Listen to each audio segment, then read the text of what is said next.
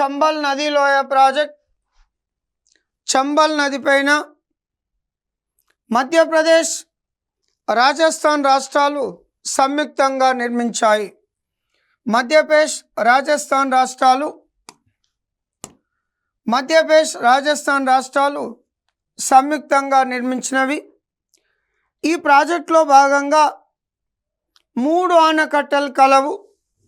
ఈ ప్రాజెక్టులో భాగంగా 3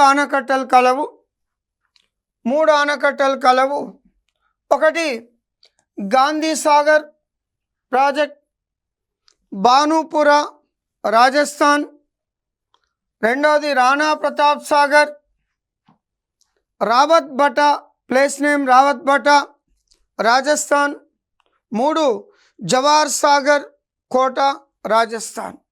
ఈ 3 ఆనకట్టలు చంబల్ నది లోయ ప్రాజెక్టులో భాగంగా నిర్మించినవి.